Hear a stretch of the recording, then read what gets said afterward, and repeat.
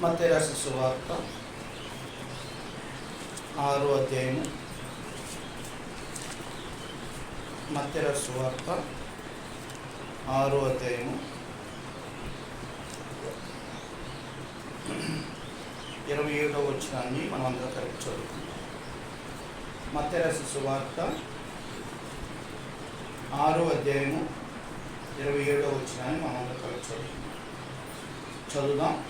మీలో నెవడు చిందింపట వలన తన ఎత్తు మూరడెక్కువ చేసుకోగలడు. మరొకసారి, మీలో నెవడు చిందించడం వలన తన ఎత్తు మూరడెక్కువ చేసుకోగలడు. దేవుని సేవకు ఒక చిన్న ప్రార్థన చేసుకుందాం.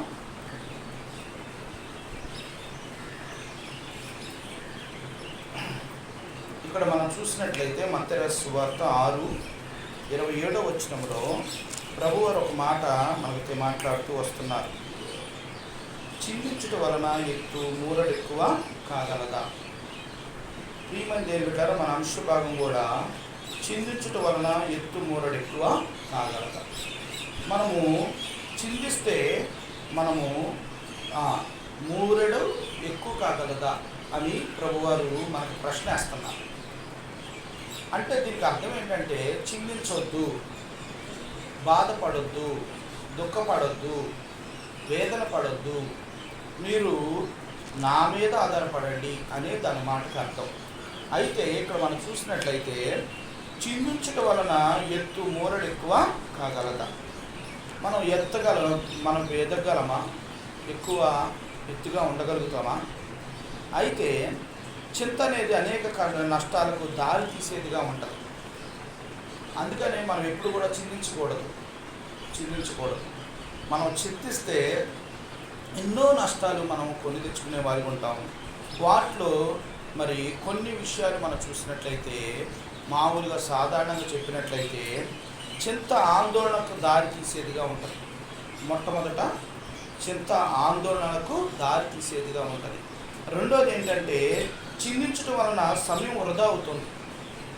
దానివల్ల ఏం ఉపయోగం లేదు. మనం ఆలోచించి చింతించి బాధపడి దుఃఖపడి దాని గురించి పదే ఆలోచిస్తే మన సమయం వృధా తప్ప దానివల్ల ఏం ప్రయోజనం లేదు.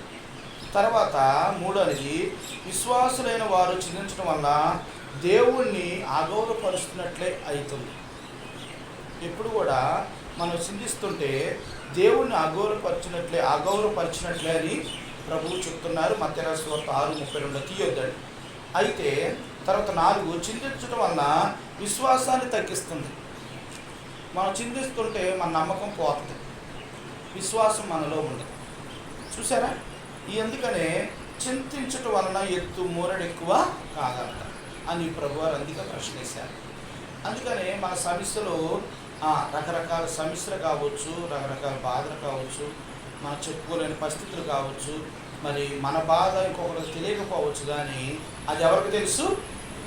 దేవునికి తెలుసా లేదా?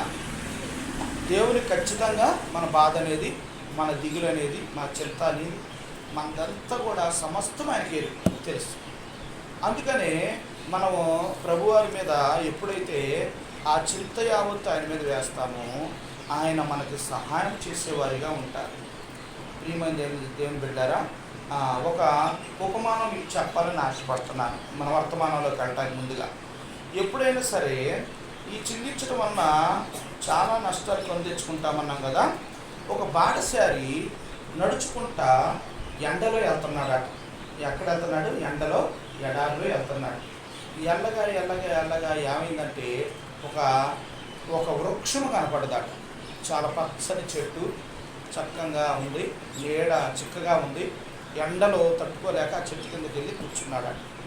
కూర్చున్న వెంటనే అబ్బా చాలా బాగుంది, అబ్బా ఈ చల్లదనం చాలా హాయిగా ఉంది ప్రాణానికి, తాగటానికి ఏదన్నా నీళ్లు దొరికితే బాగు తాగటానికి అనుకుంటే చల్లటి ఒక కుండలో చల్లటి నీళ్లు ఆయన ముందు ప్రత్యక్షమైన వెంటనే అవి చక్కగా తాగాడు, తృప్తి పొందాడు. అబ్బా చాలా సంతోషం, నిజంగా మంచి నీళ్లు నాకు దొరికినాయి అనుకున్నాడట. అబ్బా ఇదే టైంలో ఆకలి అవుతుంది, మంచి ఆహారం ఏదన్నా ఉంటే నాకు వస్తే బాగుండు అనుకున్నాడు. నిజంగా ఒక చక్కని మంచి ఇస్తరాకులో రకరకాలైన వంటలతో మంచి చక్కని భోజనం ఆయన ముందు పెట్టుందా. ఆ భోజనం కడుపు నిండా తిండాట, హాయిగా తినేసి ఆ మంచిని తాగాడట. తాగిన తర్వాత తప్ప చాలా బాగుంది, చల్లగా ఉంది, హాయిగా మంచిని తాగాను, భోజనం చేశాను, అయితే పండుకోవటానికి చక్కని పరుపు ఉంటే బాగుండు అనుకున్నాట. ఏమనుకుండా పరుపు ఉంటే బాగుండు, చక్కగా నిద్ర పట్టి చెట్టు కింద అనుకున్నాట. అలాగే ఆయన ఎప్పుడైతే ఆ పరుపు అనగానే వెంటనే పరుపు కింద వచ్చేసిందట, కనపడదాట. ఆ పరుపు మీద పండుకున్నాడట. చూడండి, అడిగిన వెంటనే అన్నీ వస్తున్నాయి. అంటే ఆ చెట్టులో ఒక మహత్యం ఉన్నది అనేది ఆ యొక్క కథలో అంశం. ఆ చెట్టు ఏది కోరుకుంటే అదే ఇస్తుంది. ఇతను మంచి కోరుకుంటూ వచ్చాడు, అన్నీ మంచిగానే ఆ చెట్టు ఏం చేసింది, నీళ్ళు అడిగితే నీళ్ళు ఇచ్చింది, ఆహారం అడిగితే ఆహారం ఇచ్చింది, మరి పరుపు అడిగితే పరుపు ఇచ్చింది. అలాగే పండుకున్నాడు. పండుకున్న తర్వాత రాత్రి అయిపోయింది, ఒక్కడే అడవిలో ఉండిపోయాడు, ఎవ్వరు లేరు. అమ్మో ఇదేంటి, ఈ టైంలో చాలా భయంకరంగా జంతువులు ఉంటే పులి వచ్చి సప్పుకు తింటుందేమో అన్నాట. ఏమైంది, పులి రానే వచ్చిందట, చంపేసిందట. అర్థమైందా? ఎప్పుడు కూడా మనము జరిగిద్ది ఎప్పుడు కూడా మనం పాజిటివ్గానే మనం ఏం చేయాలంటే దాని గురించి మంచిగా ఆలోచించుకోవాలి, చెడుగా ఆలోచించకూడదు. అతను మంచి అనుకున్నప్పుడల్లా కూడా అన్నీ జరుపుకుంటూ వచ్చినాయి. ఎప్పుడైతే చెడు అని మరి వెంటనే ప్రాణం పోద్దామో అని భయపడుతూ సందేహించాడో వెంటనే ప్రాణం తీసుకుంది. అలాగే మనం కూడా ఏం చేయాలంటే దేవుని దగ్గరికి వచ్చినప్పుడు మనకు అన్నీ మంచిగా జరుగుతాయి, దేవుడు నాకు సహాయం చేస్తాడు అనుకోవాలి. అమ్మో అది ఏదైనా నాకేమైనా జరిగిద్దాము, ఏమైనా ఇబ్బంది అయిద్దాము, ఏదైనా ప్రాణానికి ప్రమాదమేమో, మనం ఇలాగ అవుతామేమో అనుకుంటే అదే మన నెత్తి మీదకి వస్తుంది. అందుకని ఓ సేవకుడు అన్నాడు, ఏదైతే మనం భయపడతామో అదే మన నెత్తి మీదకే వస్తుంది. ఎప్పుడైనా దేని గురించి అయినా మనం ఎప్పుడు కూడా భయపడకూడదు. మనం ఏం చేయాలంటే ఏదైతే అదైతే అనుకొని మనం ముందుకు వెళ్ళాలి తప్ప, దేవుని మీద ఆధారపడాలి తప్ప మనము భయపడకూడదు. అందుకనే ఎప్పుడు కూడా మనం భయం పడకూడదు. అయితే ఇక్కడ మనం చూసినట్లయితే ఈ బానిసారి మాత్రం అడిగిన మంచి అన్నీ ఇచ్చాడు, వెంటనే చెడుని కోరుకున్నాడు, అయిద్దామో అనుకున్నాడు, అంతే భయపడ్డాడు, అది వెంటనే జరిగిపోయింది. అలాగే మనం ఎప్పుడు కూడా మంచినే కోరుకుంటూ రావాలి.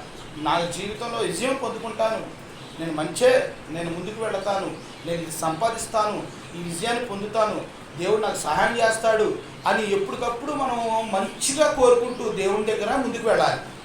ఇది జరగదాము, అది ఇవ్వడాము, అది చేయదాము, అలా జరిగిద్దాము అని ఎప్పుడు కూడా అసందేహంగా ఉండకూడదు. అప్పుడు ఏమీ జరగదు. అప్పుడు అందుకని అన్నీ మనకి ఇబ్బందులు వచ్చేవిగా ఉంటాయి. అయితే చింత నుండి మనం విడుదల పొందడానికి దేవుడు 7 అనుభవాలు మనకు తెలియపరుస్తూ వస్తున్నారు. ఖచ్చితంగా 7 అనుభవాలు ఈ చింత నుండి మనం తొలగించవచ్చు. చింతలు మనలో నుండి పోతాయి. ఎలా పోతాయి అనేది ఈరోజు అంశభాగం. అందుకని చిందించడం వల్ల ఎత్తు మోరెడ ఎక్కువ కాగలదా, చిందించడం వల్ల ఎన్నటి నష్టాలు వస్తాయి. చింత ఆందోళన తెస్తుంది, చిందించడం వల్ల సమయం వృధా అవుతుంది, చిందించడం వల్ల దేవుడికి అగౌరవం వస్తుంది, చిందించడం వలన విశ్వాసాన్ని తగ్గిపోతుంది. అందుకనే ఈ రోజున మనం ఒక అంశం భాగం చూద్దాం. అపోస్తుల కార్యములు 16వ అధ్యాయము, మనకు తెలిసిన భాగమే. 16వ అధ్యాయము 24-27 వచ్చింది. 24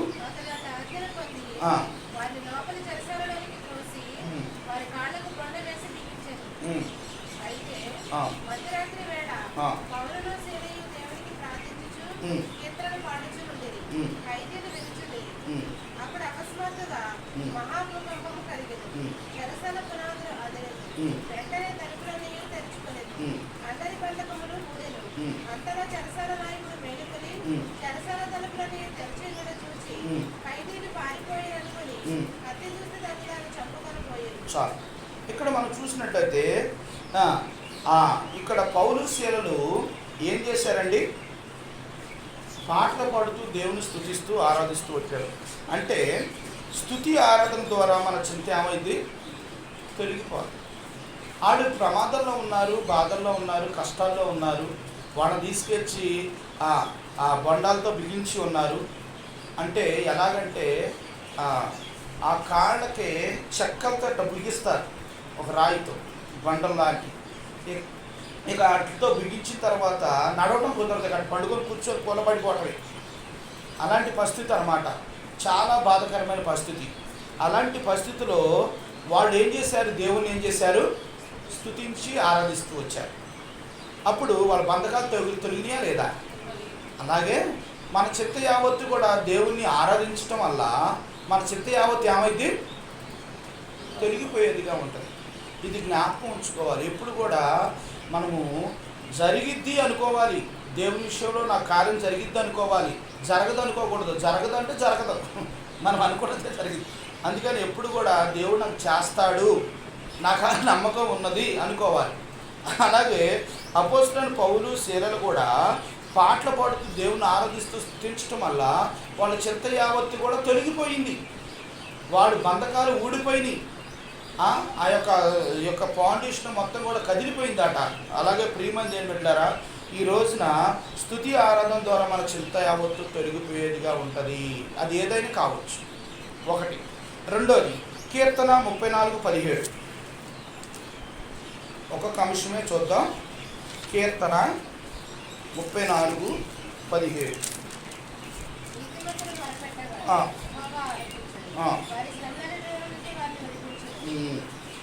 ఇక్కడ మనం చూసినట్లయితే, నీతిమంతులు మొరపెట్టగా యెహోవా ఆలకించును, వారి శ్రమలన్నింటిలో నుండి వారిని విడిపించును.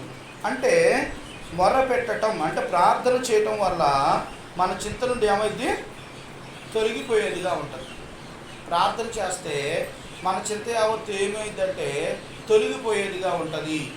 మనము ఇంట్లో సమస్యలు కావచ్చు, సంఘంలో పరిస్థితి కావచ్చు, ఏ పరిస్థితి అయినా కావచ్చు, దేవుని దగ్గరకు వచ్చి మనం ప్రార్థన చేసినప్పుడు మన చింత ఏదైనప్పటికీ కూడా అవి తొలగిపోయేటట్లుగా చేస్తాడు. దేవుడు మనకు సహాయం చేస్తాడు. మనం ఏం చేయాలంటే ప్రార్థన అనే దాన్ని, మనం ఆయుధాన్ని ఇందాక చెప్పినట్లుగా ఆరాధన అంశంలో కూడా మన ప్రార్థన ఆయుధాన్ని మనం పట్టుకొని దేవుని దగ్గర ఉంటే మన చింత నుండి మనల్ని విడిపించే దేవుడిగా ఉన్నాడని ప్రభు పేరిట మీకు మనవి చేస్తున్నాను. ఇది రెండో అనుభవంగా మనం చూస్తూ వచ్చాం. మూడో అనుభవంగా యెషయా గ్రంథంలో ఒక మాట ఉంటుంది. యెషయా గ్రంథము 26,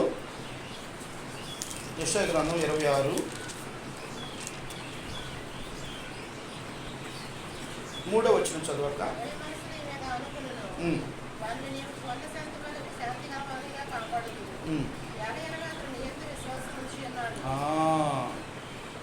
ఇక్కడ మనం చూసినట్లయితే, యవన మనస్సు నీ మీద ఆనుకొనును, వాణ్ణి నీవు పూర్ణ శాంతి గలవానిగా కాపాడదువు. ఎలయనగా అతడు నీ యందు విశ్వాసముంచి ఉన్నాడు. ప్రియమైన బిడ్డారా, ఇద్దరు సేవకుల్ని ట్రైనింగ్ ఇచ్చారట. ట్రైనింగ్ ఇచ్చి వాళ్ళిద్దరిని వర్తమానం చెప్పమన్నాడట సేవకుడు. ఇద్దరికి ఒక వ్యక్తి అన్నాడట, మరి ప్రభుని మీరు నమ్ముకోకపోతే ప్రభు మీకు నష్టం చేస్తాడు, మిమ్మల్ని బాధ పెడతాడు, మిమ్మల్ని దుఃఖపరుస్తాడు, మీకు శోధనలు వస్తాయి, కష్టాలు వస్తాయి, రేపొద్దున పరలోక రాజ్యానికి వెళ్ళరు మరి అని అన్నీ ఖచ్చితంగా వాక్యానుసారంగా అన్నీ చెప్పుకుంటూ వచ్చాడు ఆ వ్యక్తి. ఫస్ట్ పాస్టర్ గారు. రెండో పాస్టర్ గారు అన్నాడట, దేవుడు ఆ శ్రమలన్నింటిలో నుండి నీకు నాకు విడుదల కలెక్ట్ చేస్తాడు. అర్థమైందండి? అన్నిటి కూడా మన ప్రభు ద్వారా మనకు అన్నీ కూడా విజయాలు పొందిస్తాడు. నీ పాపాన్ని ఒప్పుకున్నట్లయితే నీకు నెమ్మది సమాధానం వస్తుంది, పరలోక రాజ్యానికి వారసులు అవుతావు అని చెప్పాడు. ప్రియమైన దేవుని బిడ్డలారా, ఎప్పుడూ కూడా మనం మంచినే కోరుకుంటూ మనం ముందుకు మనం వెళ్ళేవారిగా మనం ఉండాలి. అలాగే ఇక్కడ విశ్వాసం ద్వారా మన చింత ఏమైతే విడుదల పొందేవిగా ఉంటాయి. అందుకని ఇక్కడ ప్రభువారు ఏం చెప్తున్నారంటే, యవ్వన మనసు నీ మీద ఆనుకొనునో వాణ్ణి పూర్ణ శాంతి గలవానిగా కాపాడదువు.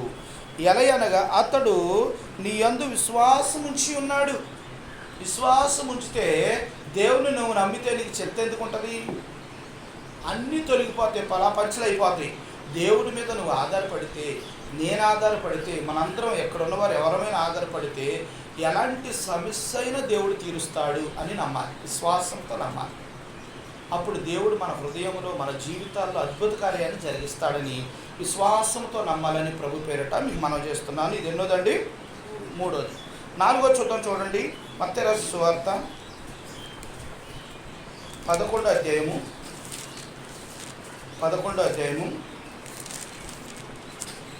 మనకు తెలిసిన అంశమే 28వ వచనం.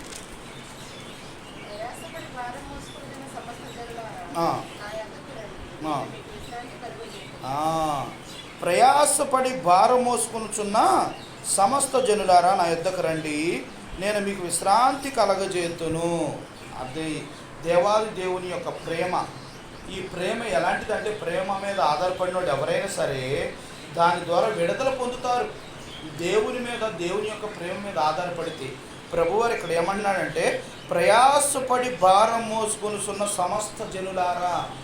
ప్రతి మనిషికి ప్రభు చెప్తున్నాడు, ప్రయాసపడుతున్నారా, బాధపడుతున్నారా, చింత యావత్తు మీ మీద వేసుకొని ఇబ్బంది పడుతున్నారా, మీరు ఎందుకు అంత బాధపడుతున్నారు, నా దగ్గరకు రండి. ప్రయాసపడుతున్న ప్రజలారా నా యొద్దకు రండి, నేను మీకు విశ్రాంతి కలగజేస్తాను, మీకు విడుదల కలగజేస్తాను. చూడండి ఎంత గొప్ప మాట ప్రభువారు చెప్పే మాట.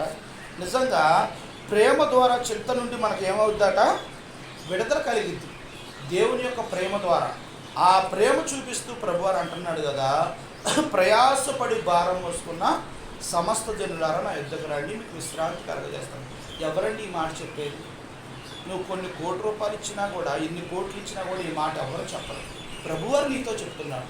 నువ్వు ఎలాంటి బాధల్లో ఉన్నా, ఇంట్లో ఉన్నా, ఇబ్బందుల్లో ఉన్నా, శోధనలో ఉన్నా, ప్రభు దగ్గరకు వచ్చి నువ్వు ప్రభు దగ్గర ఆ ప్రేమలో రుచి చూచి ఆ ప్రేమలో నువ్వు మునిగితే ప్రభు నీకు సహాయం చేస్తాడు. ఆయన దగ్గర ఉన్న ప్రేమ అదే.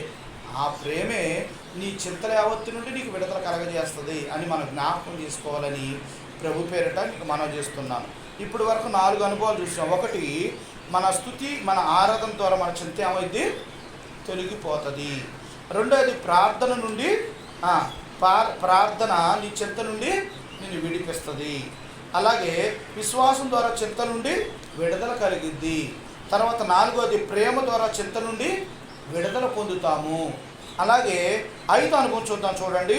యోబు గ్రంథము 22వ అధ్యాయం. యోబు గ్రంథము 22వ అధ్యాయము 21వ వచనం. ఆయనతో సహవాసము చేసిన యెడల నీకు సమాధానము కలుగును. అలాగున నీకు మేలు కలుగును. అది ఆయనతో సావాసము చేసిన యెడల నీకు సమాధానము కలుగును, అలాగున నీకు మేలు కూడా కలుగును. మనము దేవునితో ఏం చేయాలట? సహవాసం చేయాలి. మనం అందరం కూడా ఏం చేస్తామంటే దేవునితో సావాసం కాకుండా మనుషులతో, ఈ లోకంతో సావాసం చేసేవారు ఉంటాం. అందుకనే మన చింత మన దగ్గరే ఉండి ఆ బాధలు, కష్టాలు, ఇరుకులు మనుషులకు చెప్పుకుంటాం. దానివల్ల మనిషి ఏం చేస్తాడో ఆ ప్రాబ్లం తీసుకెళ్ళి ఇంకొకళ్ళ చెప్తాడు, అది తీసి ఇంకొకళ్ళ చెప్తాడు. అట్టా మన గురించి ఊరంతగా తెలిసిపోద్ది. దానివల్ల ఉపయోగం ఏమీ లేదు. మనం ఏం చేయాలంటే దేవుని మీద ఆధారపడాలి. మన దేవునితో సావాసం చేసి దేవునితో మనం పంచుకోవాలి మన చింత యావత్తు. అప్పుడు దేవుడు మనకు సహాయం చేస్తాడు. కానీ మనుషులు ఎవ్వరి వల్ల కానిది దేవుని వల్ల ఒక్కడి వల్లే అయితే మనం జ్ఞాపకం ఉంచుకోవాలి. ప్రియమైన బిడ్డారా, మనం మనుషులతో కాదు పంచుకునేది, దేవునితో మన కష్ట సుఖాలు మనం దేవునితో చెప్పుకొని ఆయనతో సహవాసం చేయాలి. అప్పుడే మన చింత నుండి మనకేం చేస్తుంది? విడుదల కలిగింది. అందుకని యోబు గారు ఇక్కడ చక్కని మాట 21వ వచనంలో చెప్తున్నారు. ఆయనతో సావాసము చేసిన యెడల నీకు సమాధానము కలుగును, అలాగున నీకు మేలు కూడా కలిగి. ప్రియమైన దేని బిడ్డారు, ఒకటి జ్ఞాపకం చేసుకోండి. దేవుడు ఏదైనా ఇవ్వగలడు, నీకు ఏదైనా ఇవ్వగలడు. కానీ ఆయన చిత్తానుసారంగా నువ్వు అడిగితే తప్ప, ఆయనకు ఇష్టపూర్వకంగా నువ్వు నడిస్తే తప్ప, ఆయన చెప్పినట్లు నువ్వు చేస్తే ఏదైనా చేస్తాడు దేవుడు, ఏదైనా చేస్తాడు. ప్రియమైన దేని బిడ్డారా, అలాగా నీవు నేను మనందరం కూడా దేవుణ్ణి మన చింత యావత్తు ఆయన మీద వేసేవారిగా మనం ఉండాలి. ఒక మనవడు తాతగారిని అడుగుతూ వచ్చాడట, తాత నాకు విమానం కావాలని అడిగాడట. బాబు విమానం అంటే చాలా ఖరీదైంది, అయితే ఒక పని చెయ్యి, నీకు విమానం ఇస్తాడు దేవుడు, అయితే యేసయ్యని ప్రతిరోజు నువ్వు మానకుండా విశ్వాసంతో నువ్వు అడగాలి. ప్రభువా నాకు విమానం దయచేయి, నేను విమానం ఎక్కాలి, విమానంలో ఉండాలి, నాకు దయచేయి అని నువ్వు ప్రార్థించి దేవునికి సహాయం చేస్తాడు అన్నాడు. ఆ బాబు చిన్నతనం నుండి ఆ తాత మాటలు మనసులో పెట్టుకొని యేసు ప్రభుని ప్రతిరోజు నిత్యము యేసయ్యా నాకు విమానం దయచేయి, యేసయ్యా నాకు విమానం ఇవ్వు, ప్రభువా నాకు సహాయం చేయి అని ప్రతిరోజు పెద్దలకి చదువుకున్నా కూడా అదే మానకుండా చేస్తున్నాడట. నిజంగా అలాగే తను ఒక ఉన్నతమైన స్థాయికి వచ్చాడు. తర్వాత జానిపోలు అంత వయసు రాగానే చక్కగా మంచి జాబ్ వచ్చిందట.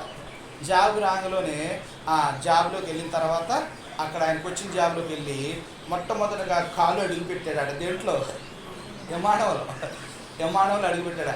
ఆ విమానానికి ప్రాముఖ్యమైన వ్యక్తి అతనే, ఆఫీసరే. ఆయనకు వెళ్ళమంటే వెళ్ళింది, ఆగమంటే ఆగింది. అలాంటి ఉద్యోగం వచ్చిందట. నిజంగా ఆ దాంట్లో కాలు పెట్టగానే దేవుడు జ్ఞాపకం చేసాడట, నీవు విమానం అడిగావుగా ఇదిగో అన్నట. వెంటనే విమానంలోనే మోకరించాడట. ప్రభా నువ్వు అడిగితే ఏదైనా ఇవ్వగలవు, నేను నమ్ముతున్నాను ప్రభా అని ఆయన దేవుని హృదయపూర్వకంగా అద్దుకొని స్తుతించి ఆరాధించి గణపరుస్తూ కన్నీళ్లతో స్తుతిస్తూ వచ్చాడట. అలాగే ప్రియమైన దేవుని బిడ్డారా, మన చింత యావత్తు ఎవరి మీద వేయాలి? దేవుని మీద వేయాలి.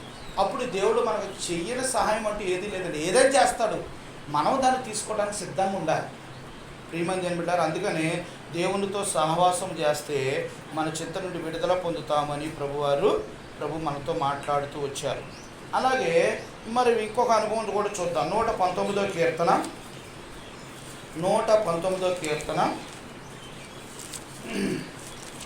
50వ అధ్యాయం.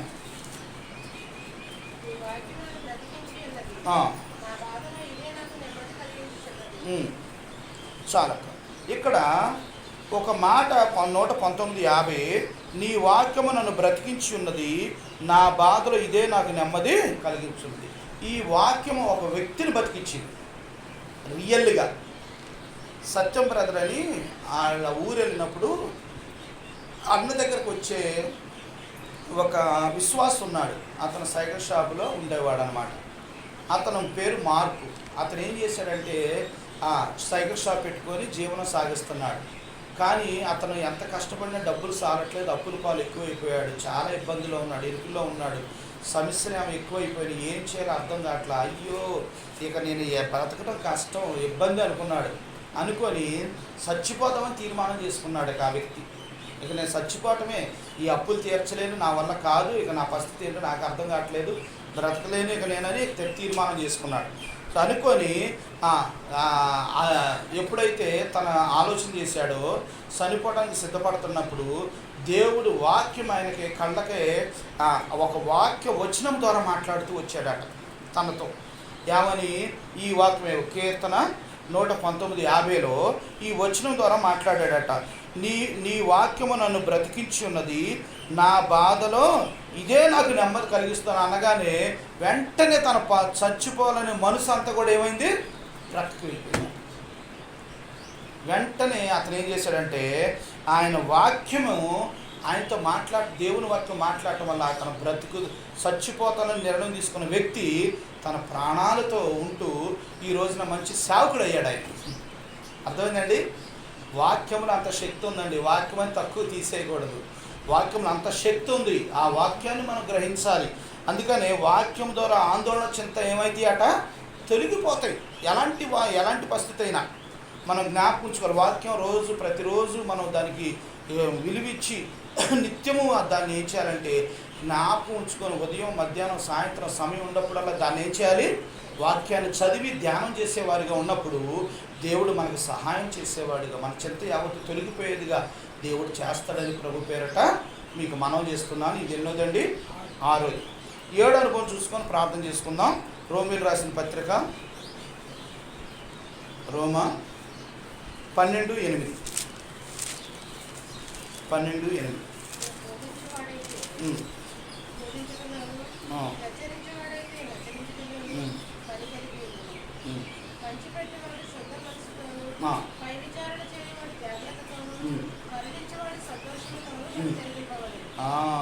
పరిచర్య పని ద్వారా చింత నుండి విడుదల పొందుతాం.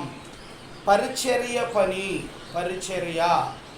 మనకి ఈ మన మందిరంలో ఉన్న మనందరికి కూడా దేవుడు ఒక్కొక్క పని ఇచ్చాడు. ఎవరు చేసే పని వాళ్ళకి దేవుడు ఇస్తూ వస్తున్నాడు. ఆ పని మనం యథార్థంగా చేయాలి. అప్పుడు మనకు చింత యావత్తు అంతా కూడా పోతుంది. అర్థమైందండి? చింత యావత్తు అంతా పోతుంది. ఎప్పుడైతే మన పని మనం చేయకుండా, పరిచర్య పని కూడా చేయకుండా, మరి ఈ రోజున నెహెమ్యా అన్నాడు, బంటు మిల్లో వాక్యం చెప్పాలి, ఆరాధన వర్తమానం, బల్ల వర్తమానం చెప్పాలని నాతో చెప్పాడు అన్న. అలాగే అన్న చెప్తారా అన్న. మరి అన్న చెప్పిన తర్వాత నేను రాకుండా ఇంటికాడే కూర్చుంటే ఆ పని చేయకపోతే, అలాగే ప్రియమైన బిడ్డారా, పరిచర్య పని ద్వారా మన మన మన చింత యావత్తు అంతా కూడా ఏమైందండి? తొలగిపోయేదిగా ఉంటుంది. అలాగే ఇక్కడ ప్రభువారు ఒక మాట చెప్తూ వచ్చారు, చక్కని మాట. 12:8 బోధించువాడైతే బోధించుటలోను, హెచ్చరించువాడైతే హెచ్చరించుటలోను, పనిచేయటి యందుకు పంచిపెట్టువాడు శుద్ధ మనసుతోను, పై విచారణ చేయవాడు జాగ్రత్తతోను, కరుణించువాడు సంతోషంతో పని జరిగించవలెను. ఇక్కడ పరిచర్య పనిలో హెచ్చరించినప్పుడు కొంతమంది ఇష్టపడట్లా. దేవుడి పనిలో సంతోషమే కాదు, ఒకసారి సొరకలు కూడా పడతాయి. అప్పుడు వాటికి కూడా మనం విశ్వాసంతో ఉండాలి. ఒక వ్యక్తి నాకు తెలిసినప్పుడు, ఇక్కడ బంటిమిల్లో నేను ఒక వ్యక్తి నాకు తెలుసు. ఆ వ్యక్తి ఏం చేశాడంటే, సేవకుడు తిట్టాడని మందిరం మానేశాడు. మందిరం మానేసి ఆ వ్యక్తితో పాటు ఇంకో 10 మందిని తీసుకొని ఇంకో మందిరానికి వెళ్ళాడు. చూసారా? నీకేమో మంచి చెప్పినప్పుడు వెళ్ళామో, సేవకుడు మంచోడు, అబ్బా సూపరు అంటావు. ఏదన్నా హెచ్చరిక రాంగలోనే అన్న నన్ను తిట్టాడు, నన్ను అన్నాడు. నేను దేవుడి మీద అలుగుతామండి మనం. మన మనిషి మీద అలుగు పర్లేదు, తప్పేం లేదు. నాతో ఇప్పుడు ఒకరు నేను అన్నాను అనుకో, నాతో మాట్లాడకూడదు. దేవుడి మీద అలగకూడదు ఎప్పుడు కూడా. దేవుడితో మనం ఎప్పుడు సావాసం కలిగి ఉండాలి. దేవుని మందిరాన్ని ఎప్పుడు మానకూడదు. దేవుని మందిరం ఖచ్చితంగా రావాలి. అంతేగాని అన్న ఇలాగా అన్నాడు, అక్క ఇలా అన్నది, అందువల్ల నేను మందిరానికి రాను అంటే అది రేపొద్దున ఏమైందంటే తన నష్టానికే గురి తెచ్చుకునేది ఉంటుంది. అందుకని హెచ్చరించట్లో విషయంలో కూడా కొన్ని సందర్భాల్లో హెచ్చరించినప్పుడు దైవజనులు, బాధ్యత గల సహోదరులు దాన్ని ఏం చేయాలి? మనం ప్రేమతో స్వీకరించాలి. అన్న నా మంచి కొరకే కదా, మన మంచి కొరకేగా ఈ మాట చెప్పింది. అవును, నేను మారితే దేవునికి దగ్గరగా ఉంటా కదా, దేవునికి అనుకూలంగా ఉంటా కదా, దేవుడు నన్ను మెచ్చుకుంటాడు కదా, దేవుడు నా చింత యావత్తు తీసివేస్తాడు కదా అని మనం ఏం చేయాలంటే దేవుని మీద విశ్వాసం ఉంచాలి. ఆ హెచ్చరికని ప్రేమతో స్వీకరించాలి. ప్రియమైన బిడ్డారా, అలాగా మరి భక్సింగ్ అన్న అయితే ఖచ్చితంగా చెప్పేవాడట. భక్సింగ్ అన్న కాలంలో ఉండేవాడైతే మరి ఉండలేం మనం, అసలు అంత యథార్థంగా ఉండేవాడు, అంత ఖచ్చితంగా ఉంటాడు అన్న. ఇలా బొజ్జగించటాలు, లాలించటాలు, ప్రేమతో రమ్మంటాలు ఉండవు. ఖచ్చితంగా ఉన్నది ఉన్నట్టు, వాక్యంలో ఉన్నది ఉన్నట్టుగా గద్దించి చెప్పేవాడట. చెప్పినప్పుడు అసలుకి ఒక ఆయన అయితే ఆయన మీద లేనిపోని నిందలు మోపాడట. అన్న నన్ను తిడుతున్నాడు, అది అని ఆయన పేద ఎన్నెన్నో చెప్పుకుంటూ వచ్చాడట. ఏమి ఆయనకు అన్నీ తెలిసినా కూడా ఏం మాట్లాడేవాడు కాదు. ఒకరోజు ఆయనకు ప్రాణ పరిస్థితి వచ్చింది. వెళ్ళి అన్న దగ్గర అన్నే వెళ్ళి అతను ప్రార్థన చేయడానికి హాస్పిటల్కి వెళ్ళగానే కన్నీళ్ళు బడబడబడ కారిపోతున్నాయి అట. అన్నా, నేను నీ గురించి ఎన్నో రకాలుగా తప్పులు చెప్పాను, నన్ను తిట్టావని, వాక్యంలో నన్ను హెచ్చరించావని అని బాధపడుతూ వచ్చాడట. ప్రియమైన దేవుని బిడ్డారా, దైవజనులు, బాధ్యత గల సహోదరులు ఎవరైనా సరే మనము ఒక మాట అన్నప్పుడు మనం ఏం చేయాలి? దాని ప్రేమతో స్వీకరించాలి. అది నిజమైన విశ్వాస యొక్క లక్షణం. అంతేగాని నన్ను అన్నన్నాడు, నేను రాను మందిరానికి అంటే ఎవరి దగ్గర అలుగుతావు? దేవుని దగ్గర అలుగుతావా? దేవుని దగ్గరికి. ప్రియమైన దేవుని బిడ్డారు, అందుకనే పరిచర్య పని చేయాలి. దేవుడిచ్చిన పని పరిచర్య పని. ఆ పని చేసినప్పుడు చింత యావత్తు కూడా ఏమైంది? తొలగిపోయేదిగా ఉంటుంది. ఖచ్చితంగా తొలగిపోతుంది. అందుకని 7 అనుభవాలు మనం ఏం చేయాలి? తలపోసుకుంటూ రావాలి. ఖచ్చితంగా తలపోసుకోవాలి. అప్పుడే మన జీవితంలో ఎలాంటి కష్టాలు వచ్చినా, ఇరుకులు వచ్చినా, ఇబ్బందులు వచ్చినా, చింత యావత్తు ఏదైనా దేవుడు ఏం చేస్తాడంటే వాటి నుండి విడుదల మనకు కలిగిస్తాడు. ప్రియమైన దేవుని బిడ్డారా, ఇప్పుడు కొన్ని అనుభవాలు చూస్తూ వచ్చాం. ఒకటి, చింత అనేది అనేక నష్టాలకు దారితీస్తుంది. ఏంటి? 4 విషయాలు చెప్పాను. ఒకటి, చింత ఆందోళనకి దారితీస్తుంది. చింతించడం వలన సమయం వృధా అయింది. చింతించడం వలన దేవుణ్ణి మనం ఏం చేస్తాం, అగౌరవపరిచేవారిగా ఉంటాం. తర్వాత చింత విశ్వాసాన్ని ఏం చేస్తుంది, కోల్పోయేలా చేస్తుంది. కరెక్ట్, చూసారా ఈ 4 అనుభవాలు. అయితే చింత నుండి మనం విడుదల పొందాలంటే ఏం చేయాలి, 7 అనుభవాలు చూస్తూ వచ్చాం. ఒకటి, స్తుతి ఆరాధన ద్వారా నీ చింత అంతా కూడా తొలగిపోతుంది. రెండోది, ప్రార్థన ద్వారా నీ చింత యావత్తు కూడా తొలగిపోద్ది. తర్వాత విశ్వాసం ఉంచడం ద్వారా నీ చింత యావత్తు తొలగిపోద్ది. దేవుని ప్రేమ రుచి చూస్తే నువ్వు చింత యావత్తు తొలగిపోద్ది. దేవునితో సహవాసం చేస్తే నీ చింత యావత్తు తొలగిపోద్ది. తర్వాత వాక్యము ద్వారా నీ చింత ఆందోళన అంతా కూడా తొలగిపోతుంది. తర్వాత పరిచర్య పని చేయటం ద్వారా చింత యావత్తు తొలగిపోతుంది. మీకు మనకు ఎప్పుడూ చెప్తుంటా, అన్ని సంఘాల్లో కూడా నేను చెప్పాను. నేను ఒకసారి ఇలాగ వాక్యం చెప్తున్నప్పుడు ఆస్ట్రేలియా నుండి రాజేష్ అన్నని వచ్చారు. మనకు తెలుసు, అక్కడ లక్ష్మణ్ అందరికీ తెలుసు. రాజేష్ అన్న వచ్చారు. ఆయన ఎలాంటి ఆయన అంటే ఇక్కడ అమెరికాలో పౌరసత్వం సంపాదించాడు. ఆయన గ్రీన్ కార్డు వచ్చింది. అక్కడ పౌరుడు ఆయన ఆస్ట్రేలియాలో. ఆయనకి చాలా చోట్ల ఆస్తి ఉంది, చాలా ఆస్తిపరుడు అనమాట. అన్న అలా పాప పుట్టినరోజు సందర్భంగా ఈ మందిరం కట్టాడు అప్పుడు సుధాకర్ అన్న. అయితే అన్న ఒకసారి మందిరానికి వచ్చాడు. వచ్చినప్పుడు ఆ రోజు నేనే ఆరాధన వర్తమానము బలవర్తమానం ఏదో చెప్తున్నాను. అన్న వాక్యం విన్నాడు. విన్న తర్వాత లాస్ట్లో వెనకెక్కడో కూర్చున్నాడు. కూర్చున్న తర్వాత వాక్యం చెప్పడం అయిపోయింది. లేచి మేమందరం కూడా నిదానంగా సర్దుకుంటే కప్ప మా సాపలన్నీ చుట్టేస్తాడు. అర్థమైందండి. నాకు ఆస్తి ఉంది, నాకు పేరు ఉంది, నేనంటే ఏంటనుకోమాక. అది ఎవరిచ్చారు, దేవుడిచ్చాడు. దేవుడికి ఘనత ఇవ్వాలి. ఆయన ఏం చేశాడంటే గప్ప సాపలు చుట్టేస్తాడు. అన్న లేకంటే మేము చూడతామంటే వద్దొద్దు తమ్ముడు, నా పనిది, దేవుడి పనిది, నేను చెయ్యాలి అని చుట్టేస్తాడు. అసలు నాకు నిజంగా చాలా ఆశ్చర్యం వేసింది. ఎందుకంటే ప్రియమైన దేవుని బిడ్డలారా, అతనిలో నేను ఆ దీనత్వాన్ని చూశాడు కనుకే దేవుడు ఆ స్థాయికి తీసుకెళ్ళాడు. ప్రియమైన దేవుని బిడ్డలారా, ఈ రోజున నీవు నేను దేవుడు మనకు అప్పు చెప్పిన పని, పరిచర్య పని మనం మానక ఏం చేయాలి, మన వంతు పని దేవునికి మనం చేసేవారిగా ఉండాలి. అంతేగాని నాకు పని లేదులే, అన్నోళ్ళు చేస్తున్నారులే అని మనం వెళ్ళకూడదు. మన వంతు ఒక కుర్చీ అన్నా మనం తీసి పక్కన పెట్టాలి, ఒక సాపన్నా మనం చుట్టగలగాలి, ఏదో ఒక పని, నీళ్లు తీసుకొచ్చన్నా ఇక్కడ పెట్టాలి, ఏదో గిన్నెలన్నా కడగాలి, ఏదో ఒక పని. దేవుని యొక్క పనిలో మన పాలుభాగస్తులు అయితే దేవుని యొక్క ఆశీర్వాదం మన ఖచ్చితంగా మన కుటుంబాల మీద ఉంటుందని ప్రభు పేరట మీకు మనవి చేస్తున్నాను. అలాగే ఈ వాక్యము దేవుడు దీవించునుగాక. ఈ వాక్యాన్ని తలపోసుకుందాం. ప్రభు దగ్గర మనం చిన్న ప్రార్థన చేసుకొని ఆ బలలో మనం చేయవేసే వారు ఉందాం. మరి అందరూ మోకరించండి.